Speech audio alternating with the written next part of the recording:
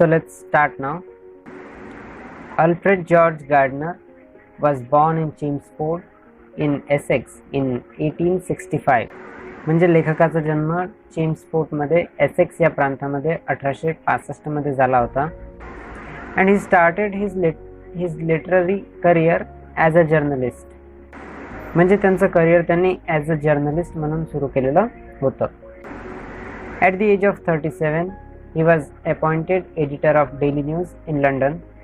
आणि 37 वर्षाचे असताना त्यांची अपॉइंटमेंट डेली न्यूजमध्ये झाली, ज्यामध्ये डेली न्यूजचे ते एडिटर होते लंडनमध्ये. And under the pen name Alpha of the Plough. Pen name म्हणजे या ठिकाणी टोपण नाव, म्हणजे अल्फा ऑफ द प्लफ या नावाच्या आधारावर, म्हणजे अल्फ्रेड जॉर्ज गार्डनर या वास्तविक नावाच्या ऐवजी त्यांनी अल्फा ऑफ द प्लफ या नावाचा अवलंब केला. He made regular contributions to daily news, the Manchester evening news etcetera. आणि त्यांचं लिखाण ते डेली करत राहिले आणि त्यांच्या डेली न्यूजसाठी, आणि तसेच द मँचेस्टर इव्हनिंग न्यूजसाठी देखील त्यांनी त्यांचं लिखाण केलेलं आहे. His essays are uniformly elegant, graceful and humorous. आणि त्यांनी जी निबंध लिहिलेले आहेत ते अत्यंत एलिगंट आहेत, म्हणजे आकर्षक स्वरूपाचे आहेत. ग्रेसफुल म्हणजे देखील आकर्षकच म्हणता येईल, उत्साहवर्धक ज्याचा अर्थ होतो. आणि ह्युमरस म्हणजेच एंटरटेनिंग, ज्यातून काहीतरी हास्य निर्माण होते, ज्यातून काहीतरी आनंद निर्माण होतो, अशा प्रकारचे एसेस त्यांनी लिहिलेले आहेत. The pillars of society, pebbles on the shore, many furrows and leaves in the wind are some of his best known writing. आणि त्यांनी जे लिखाण केलं त्यामध्ये the pillars of society, pebbles on the shore, many furrows and leaves हे त्यांच्यामध्ये काहीतरी नावाजलेली आणि त्यांनी लिहिलेली जी काही गाजलेली लिखाणं आहेत असं सांगता येते. His uniqueness lies in his ability to teach the basic truth of life in an easy and amusing manner. त्यांच्या लिखाणातून त्यांनी बेसिक ट्रूथ म्हणजे जीवनाचं जे काही सत्य आहे ते मांडण्याचा प्रयत्न केला आहे, आणि तेही अतिशय सोप्या भाषेमध्ये. He raised the question of morality in everyday life. आणि त्यांनी मॉरॅलिटी म्हणजे नैतिकतेबद्दल देखील काही प्रश्न उभे केलेले आहेत. On saying please he points out the value of good manners in social life and emphasises the importance of courtesy and politeness in daily behaviour. आणि या पाठामध्ये त्यांनी सामाजिक स्तरावर वागताना तुमचा स्वभाव कसा असावा, तुमचं व्यक्तिमत्व कोणत्या स्वरूपाचं असावं यावर भर दिलेला आहे आणि याला महत्त्व दिलेलं आहे. आणि त्यांनी इथं कर्टसी आणि पोलाइटनेस म्हणजे सभ्यता आणि नम्रता यांचं देखील महत्त्व सांगितलेलं आहे.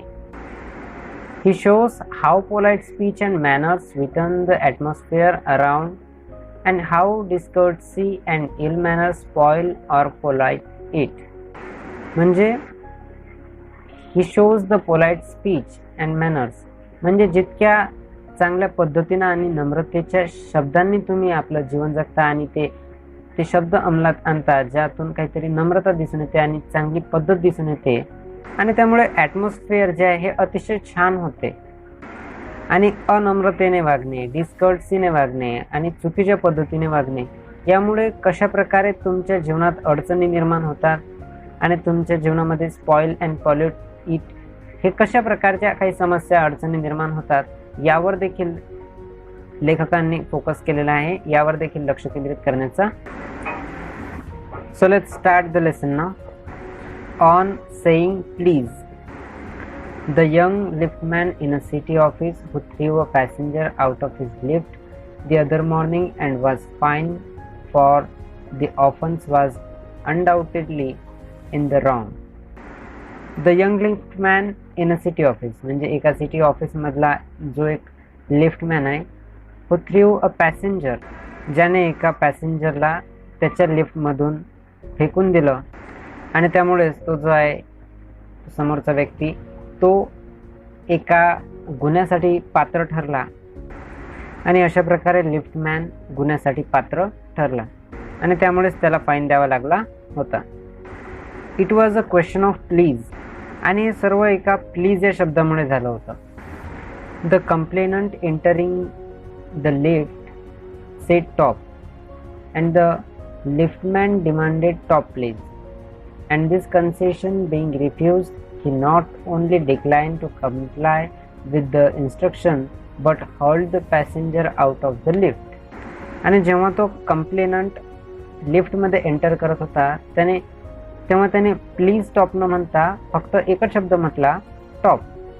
आणि लिफ्टमॅनची अपेक्षा होती की त्याला कोणीतरी टॉप प्लीज म्हणून इन्स्ट्रक्शन द्यावं. आणि ही जी डिमांड त्या व्यक्तीने केली, त्या लिफ्टमॅनने केली होती, ती डिमांड त्या समोरच्या व्यक्तीने, त्या कंप्लेनंटने रिफ्यूज केली होती, नाकारलेली होती. आणि अशा प्रकारे कंप्लेनंटने लिफ्टमॅनची डिमांड कंप्लाय केली नव्हती. म्हणजे त्याची जी डिमांड होती त्यावर योग्य तो प्रतिसाद दिला नाही आणि टॉप प्लीज ऐवजी टॉप हाच शब्द वापरला, त्याने त्याला प्लीज म्हटलं नाही. याच्याबद्दल एवढा मोठा हा गोंधळ झालेला होता. आणि कंप्लेनंटने लिफ्टमॅनला टॉप प्लीज न म्हटल्यामुळे रागाच्या भरात त्या लिफ्टमॅनने कंप्लेनंटला लिफ्टच्या बाहेर उचलून फेकून दिले. This of course was carrying a comment on a manner too far. Discourtesy is not a legal offence. असभ्यपणा आणखी डिस्कर्टसी म्हणजे रूडनेस, तर हा काय नाही तर एक कायदेशीर गुन्हा नाही. And it does not excuse assault and battery. Assault and battery म्हणजे जिथं फक्त धमकीच दिले जाणार नाही, जिथं डायरेक्टली ॲक्च्युअल यूज ऑफ व्हायलन्सचा डायरेक्टली तिथे वापर केला जाईल. इफ अ बर्गलर म्हणजे चोर. If a burglar breaks into my house and I knock him down. एखाद्या घरफोड्याने जर माझं घर फोडलं आणि तो माझ्या घरात आला आणि नंतर मी जर त्याला पकडलं आणि जर मी त्या दरोडेखोराला मारलं तरी लॉ मला ॲक्वाइट करेल, मला निष्पाप म्हणून सोडून देईल.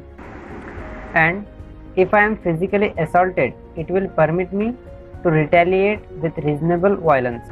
आणि जर माझ्यावर काही फिजिकल अटॅक झाला, असॉल्टेड म्हणजे अटॅक होणे, जर मला काही फिजिकल त्रास झाला, रिटॅलिएट म्हणजे स्वतःचा बचाव करणे थोडक्यात, तर मला स्वतःला वाचवण्यासाठी एक कारण मिळते. म्हणजे स्वतःला वाचवण्यासाठी देखील कारण मिळते आणि इतरांचा विरोध करण्यासाठी देखील कारण मिळते. It does this because the burglar and my assailant have broken quite defined commands of the law. आणि हे घडलं कारण the burglar and my assailant, इथं असैलंट म्हणजे हल्ला करणारा, आणि हे जे बर्गलर आहेत म्हणजे चोर आहेत, त्याचबरोबर ॲसेलेंट आहेत जे हल्ले करणारे आहेत, दरोडेखोर आहेत, घर. इट डज दिस बिकॉज म्हणजे घडलं कारण द बर्गलर अँड ॲसेलेंट मीन्स दरोडेखोर आणि बर्गलर म्हणजे एखादा चोराचं उदाहरण घ्या. तर या लोकांनी काय केलेलं आहे तर डेफिनाईट कमांड्स ज्या आहेत लॉच्या, नियमांच्या, तर त्या ब्रेक केलेल्या आहेत, त्या तोडलेल्या आहेत. त्यामुळे त्यांना रिटॅलिएट केल्या जाऊ शकतं. But no legal system could attempt to legislate against the bad manners. तर अशी कोणतीही लिगल सिस्टीम नाही जी बॅड मॅनर्सच्या संदर्भात कायदे तयार करेल. Or could sanction the use of violence against something which it does not itself recognise as a legally punishable offence. इथं लेखकाचा सांगण्याचा उद्देश असा आहे की बॅड मॅनर्सच्या संदर्भात कोणतेही कायदे तयार करण्यात आलेले नाही आणि बॅड मॅनर्सच्या विरोधात कुठलं तरी सँक्शन करण्यासाठी, व्हायलन्स करण्यासाठी तुम्हाला कोणतेही कायदे मिळत नाही. म्हणजे जोपर्यंत त्या गोष्टीला एक लिगल पनिशेबल ऑफेन्स म्हणून मान्यता मिळत नाही तोपर्यंत त्या बॅड मॅनर्सच्या विरोधात आपण कोणताही व्हायलन्स करू शकत नाही. म्हणजे ज्यावेळेस लिफ्टमॅनने त्या व्यक्तीला, त्या कंप्लेनंटला त्या लिफ्टच्या बाहेर फेकलं त्यावेळेस गुन्हेगार हा लिफ्टमॅन आहे, तो व्यक्ती नाही. And our sympathy with the liftman we must admit that the law is reasonable. आणि आपली जी सिम्पॅथी आहे ती कोणासोबत आहे, ती कोणासाठी आहे तर ती लिफ्टमॅनसाठी आहे. बट आपल्याला समजायला हवं की लॉ इज रिझनेबल, ही कायदा हा सर्वांसाठी सारखाच आहे. It would never do if we were a liberty to box people's ears because we did not like their behaviour. It would never do म्हणजे कधीच शक्य होणार नाही. If we were a liberty, की जेव्हा आपल्याला स्वातंत्र्य मिळते कोणत्या गोष्टीचं, की जर एखाद्याचं बिहेवियर, एखाद्याचा स्वभाव, त्याचं व्यक्तिमत्व जर आपल्याला आवडलं नसेल तर त्याला त्याच्या कानावर मारण्याची जर आपल्याला मुभा मिळाली तर हे कधीही शक्य होणार नाही. किंवा the tone of their voices, म्हणजे जर त्यांच्या आवाजाची टोन आपल्याला आवडली नसेल तर आपण त्यांना मारू शकत नाही, असा कोणताही कायदा नाही. Or the scowl of their faces, म्हणजे जर त्यांचा चेहरा रागीट असेल तर याबद्दल आपल्याला प्रोटेक्शन देणारा कोणताही कायदा नाही. आणि हे आपण कधीही करणार नाही की जर आपल्याला एखाद्याचं व्यक्तिमत्व, एखाद्याची बोलण्याची पद्धत आणि एखाद्याचं दिसणं, त्याचे फेसेस जर आपल्याला आवडले नाही तर आपण त्याला मारू शकतो, हे कधीही शक्य होणार नाही. It would never be idle and the gutters of city would run with blood all day, आणि गटर्स ऑफ द सिटीमधून ऑल द डे, दिवसभर त्यातून रक्त वाहत राहील. आणि जर आपण अशा छोट्या छोट्या कारणांवरून जर आपण एकमेकांना असे मारत राहिलो, जर एखाद्याचं बिहेवियर, एखाद्याचं एखाद्याचा व्यक्तिमत्व, एखाद्याची बोलण्याची पद्धत, त्याच्या चेहऱ्याचं दिसणं, या जर गोष्टी आपल्याला आवडल्या नाही आणि आपण जर त्याला मारलं तर अशा प्रकारे दररोजच गटर्स ऑफ सिटी रक्ताच्या अशा नाल्या वाहत निघतील. I may be as uncivil as I may please, and the law will protect me against the violent retaliation. I may be haughty as uncivil. Uncivil म्हणजे पद्धतशीर न वागणं, रूढ वागणं. म्हणजे मी कितीही अनसिव्हिल वागलो तरी कायदा मला माझ्या विरुद्ध कोणत्याही प्रकारचं इतरांना प्रोटेक्शन देऊ शकत नाही, माझ्यावर कोणत्याही प्रकारचं व्हायलन्स करू शकत नाही. माझा स्वभाव कसाही असला, माझं व्यक्तिमत्व कसंही असलं तरी मला कोणताही कायदा माझ्या विरोधात जाऊ शकत नाही आणि माझ्यावर व्हायलन्स करू शकत नाही. आय मे बी हॉटी म्हणजे मी घमंडी असू शकतो, और बुरिश म्हणजे रूड. And there is no penalty to pay except the penalty of being written down and ill mannered fellow. आणि जर मी चुकीच्या पद्धतीनं वागलो तरी मला कुठल्याही प्रकारची पेनल्टी द्यावी लागणार नाही.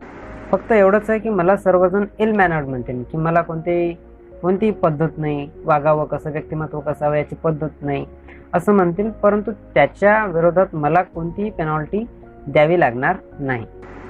The law does not compel me to say please or to attenue my voice to other people's sensibilities, and more than it says that I shall not wax my mustache or dye my hair or wear ringlets down my back. मला कायदा compel करू शकत नाही, म्हणजे मला कायदा force करू शकत नाही.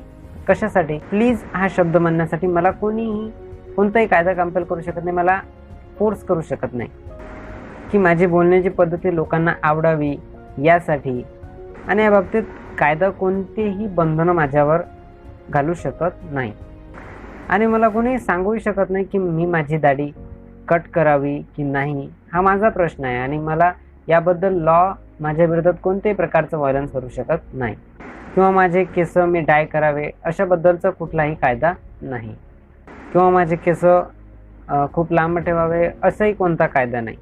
आणि अशा प्रकारे लॉच्या आधारावर असे कोणतेही बंधनं माझ्यावर लादल्या जाऊ शकत नाही. It does not laceration of our feeling as a case of compensation. आणि जर माझ्या काही कारणांमुळे जर कोणाच्या भावना दुखावल्या गेल्या असतील तर लॉ माझ्या विरोधात कोणतीही कारवाई करू शकत नाही. And there is no allowance for moral and intellectual damages in this matters. आणि अशा कुठल्याही प्रकारचे जर तुमच्याकडून काही कोणाच्या भावना दुखावल्या गेल्या असतील तर अशा प्रकारे कोणतेही कॉम्पन्सेशन तुम्हाला द्यावं लागणार नाही. आणि अशा कोणत्याही प्रकारचा लॉ, कोणाचे जर इंटेलेक्च्युअल डॅमेजेस असतील तर याविरोधात कोणत्याही प्रकारचा लॉ मला पनिशमेंट करू शकत नाही, माझ्यावर कोणत्याही प्रकारची पेनॉल्टी करू शकत नाही. This does not mean that the damages are negligible. आणि याचा अर्थ असाही नाही की जे डॅमेजेस आहेत ते नेग्लिजिबल आहेत, म्हणजे डॅमेजेस जे आहेत त्याच्यावर दुर्लक्ष करावं असाही त्याचा अर्थ होत नाही. It is probable that the liftman was much more acutely hurt by what he regarded as a slur upon his social standing than he would have been if he had a kick on the shines for which he could have got a legal redress. आणि याचा अर्थ असा होता की जो liftman आहे हा actually hurt झालेला आहे आणि तो खूप ॲक्च्युअली हर्ट झालेला आहे, त्याच्या भावना हर्ट झालेल्या आहेत, त्याचं मन खूप दुखावलं गेलेलं आहे आणि त्याला असं वाटतं की त्याच्यासोबत असं वागलं गेलं कारण त्याचं सोशल स्टँडिंग तशा प्रकारचं आहे. आणि हे त्याला इतकं वाईट वाटलं की जर त्याच्या पायावर कोणतरी किकही केलं असतं तर त्याला ते चाललं असतं, परंतु त्याला ते प्लीज आणि टॉप प्लीज बद्दल जे झालं ते त्याला आवडलेलं नव्हतं. अशा प्रकारे रूडनेस वागण्याला कुठल्याही प्रकारचं लिगल ऑफेन्स म्हणता येत नाही, लिगल कोणत्याही प्रकारचं त्यावर पेनॉल्टी पण आकारता येत नाही आणि त्यामुळे त्याला कोणताही लिगल रिड्रेस देखील मिळणार नव्हता. The pain of a kick on a shine soon passes away, but the pain of wound to our self-respect or our vanity may poison a whole day. त्याच्या पायावरचं जे दुखणं आहे ते दुखणं तरी निघून गेलं असतं काही वेळानंतर, म्हणजे ते जे दुःख आहे, तो जो पेन आहे ते लवकर निघून गेला असता, परंतु the pain of a wound to our self respect, पण व्यक्तीचा जो त्या व्यक्तीचा जो सेल्फ रिस्पेक्ट आहे तो ढासळलेला आहे आणि त्यामुळेच त्याचा दिवस हा खूप सॅडली जाणार आहे. I can imagine that liftman denied the relief of throwing the author of his wound out of lift, brooding over the insult by the hour. या ठिकाणी ब्रूडिंग ओव्हर म्हणजे थिंकिंग, आणि तो काही तास त्या गोष्टीबद्दल विचार करत राहिला, म्हणजे त्याचा जो अपमान झाला त्याबद्दल तो काही तास विचार करत राहिला. And visiting his wife in the evening as the only way of restoring his equilibrium. आणि त्यामुळेच तो खूप चिंतित गेला आणि सोशली त्याला खूप वाईट वाटलं आणि त्याचा जो सेल्फ रिस्पेक्ट आहे तो देखील ढासळलेला होता. तर अशा प्रकारे तो जो समोरचा व्यक्ती आहे, जो लिफ्टमॅन आहे, त्याच्यासोबत लिफ्टमॅन सोबत तो जसा वागला आणि त्यामुळे जो त्याचा इन्सल्ट झाला त्यामुळे त्याचा जो सेल्फ रिस्पेक्ट आहे तो कमी झालेला होता. आणि त्याची जी सेल्फ रिस्पेक्ट कमी झालेली आहे तर ती संध्याकाळी घरी जाऊन त्याच्या पत्नीवर राग काढावा आणि आपले जे सेल्फ रिस्पेक्ट आहे ते बॅलन्स करावं, अशा प्रकारे म्हणजे त्याला कुठंतरी बॅलन्सनी करावं. आणि असं होऊ नये म्हणूनच त्या लिफ्टमॅनने त्या समोरच्या कंप्लेनंटला त्या लिफ्टच्या बाहेर फेकून दिलं. For there are few things more catching than bad temper and bad manners. काही गोष्टी अशा आहेत की काही बॅड गोष्टी अशा असतात की ज्या बॅड टेम्पर आणि बॅड मॅनर्स यापेक्षा लवकर कॅच केल्या जात असतात. When Sir Anthony Absolute bullied Captain Absolute, म्हणजे अँथनी ॲब्सोल्यूटच्या हाताखाली कोणीतरी कॅप्टन ॲब्सोल्यूट काम करत असावा आणि सर अँथनीने त्याला काहीतरी धमकी दिली. The latter went out and bullied his man. आणि अशा प्रकारे अँथनीने काही कारणास्तव फॅगला देखील काही धमकी दिली. Whereupon Fag went out downstairs and kick the page boy. आणि नंतर खाली गेल्यानंतर हा जो फॅग आहे या फॅगने काही कारणास्तव जो पेज बॉय आहे त्याला काही कारणास्तव धक्का दिला. Probably the man who said talk to the liftman was really only getting back on his employer who had not said good morning to him, and because he himself had been henpecked at breakfast by his wife. आणि याचा अर्थ असा आहे की probably the man who said talk, आणि असं येऊ शकते की जो पॅसेंजर त्या लिफ्टमध्ये आला त्याचा एम्प्लॉयर म्हणजे त्याचा बॉस, म्हणजे असा पॅसेंजर की जो आला आणि म्हणला टॉप, त्यामुळे असं येऊ शकते की त्याच्या एम्प्लॉयरला तो गुड मॉर्निंग म्हणला नसावा आणि त्याचा काहीतरी राग त्या एम्प्लॉयरने काढलेला असावा. आणि त्यामुळेच असे होऊ शकते की त्याचा जो एम्प्लॉयर आहे, जो बॉस आहे, त्याने त्याला गुड मॉर्निंग म्हटलं नसेल, कारण की तो आणि त्याच्या वाईफचे ब्रेकफास्टबद्दल काही ब्रेकफास्टच्या दरम्यान त्यांच्यामध्ये काही भांडण झाले असेल.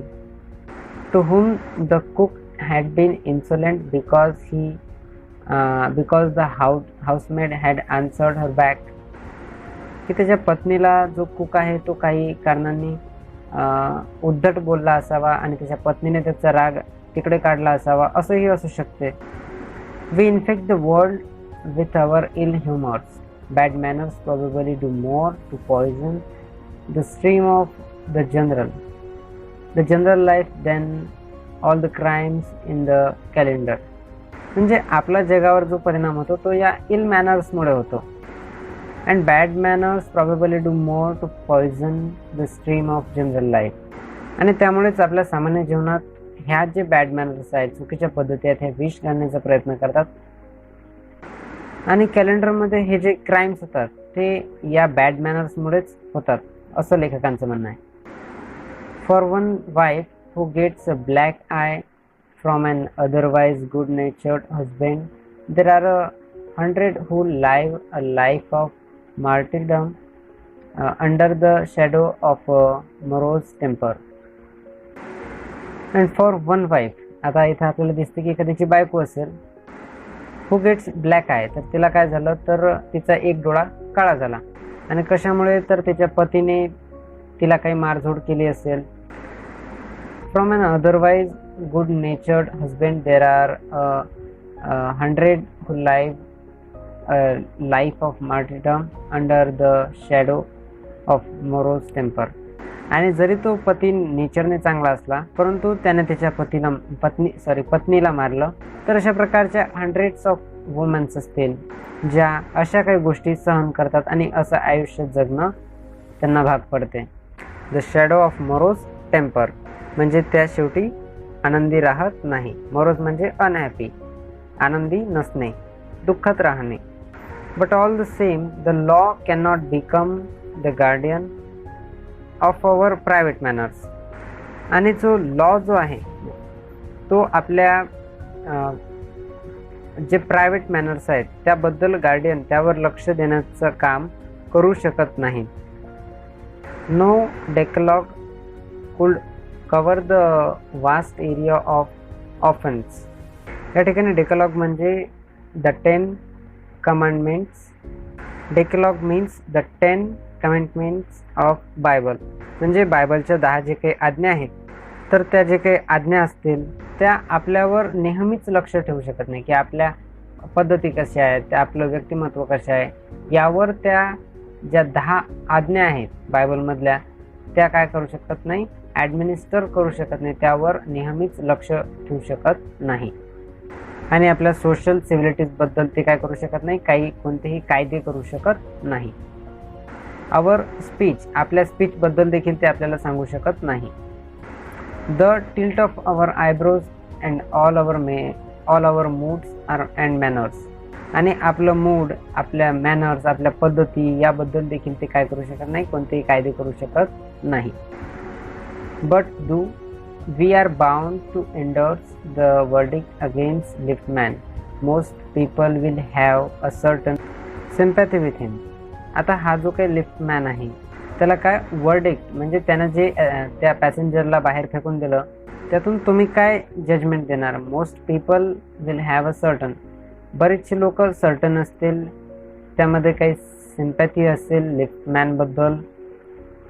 while it is true that there is no law that compels us to say please, पण हे देखील तेवढं सत्य आहे की असा कोणताही लॉ नाही की जो आपल्याला प्लीज म्हणण्यासाठी आपल्याला फोर्स करत असेल.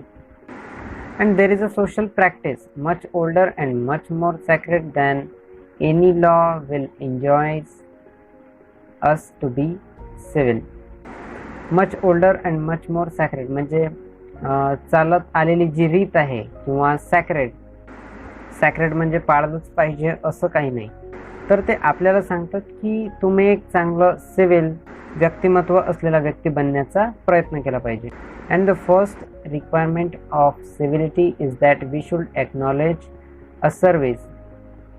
एक चांगल्या प्रकारचा नागरिक, एक चांगल्या प्रकारचं सिव्हिल बनण्यासाठी आपण काय अंमलात आणलं पाहिजे, तर आपण एक्नॉलेज केलं पाहिजे. आपल्याला या गोष्टीची जाणीव अशी असावी की कोणीतरी आपल्याला ही सर्व्हिस देत आहे.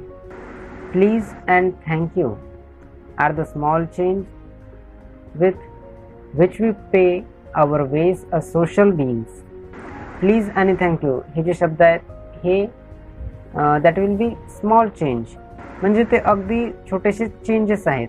आपणही एक समाजशील प्राणी आहोत हे सांगण्यासाठी आणि अशा गोष्टी काही ॲक्नॉलेज करण्यासाठी देखील प्लीज आणि थँक्यू हे शब्द खूप लहान आहेत, पण प्लीज आणि थँक्यू यांचा वापर देखील तेवढ्या प्रमाणात व्हायला हवा. There are the little courtesies by which we keep the machine of life oil and running sweetly.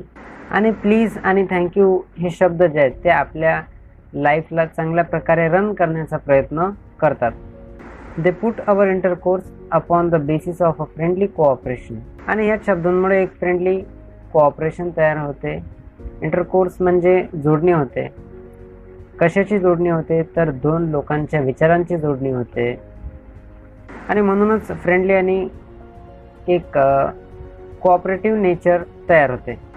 And easy give and take. आणि त्यामुळेच देणं घेणं हे सोपं होत असतं.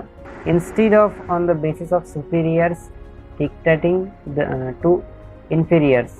म्हणजे ते जे सुपिरियर्स असतात ते इन्फेरियर्सला डिक्टेटिंग करण्याचं काम करत असतात.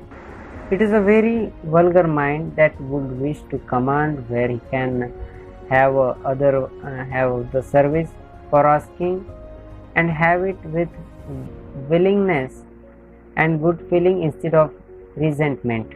आणि तुम्ही जर असा विचार करत असाल की एखाद्या व्यक्तीला तुम्ही ॲज अ सर्व्हिस म्हणूनच काम सांगत असाल किंवा त्या व्यक्तीची सर्व्हिस आहे म्हणूनच त्याच्याकडून जर काम करून घेत असाल आणि जर तुम्ही असा विचार करता की have it with willingness and good feeling, की तो चांगल्या भावनेने तुमचं काम करतोय आणि त्याचबरोबर तो इन्स्टेड ऑफ रिसेंटमेंट म्हणजे अँगरने काम करणे, की तुम्ही जर असा विचार करता की जर तुम्ही एखाद्या व्यक्तीला ॲज अ सर्व्हिस करण्यासाठीच काम सांगता म्हणूनच त्याच्यासोबत बोलता आणि त्याला ऑर्डरच करत राहता आणि तरी देखील तो तुमच्या भावना समजून घेईल आणि तुमच्याबद्दल चांगल्या भावना ठेवेल, तर असा विचार करणं मात्र चुकीचं ठरते असं या पॅसेजमधून कळते. So we will complete here our first part of the lesson and another part will be completed in second part of the lesson. I hope you will be understand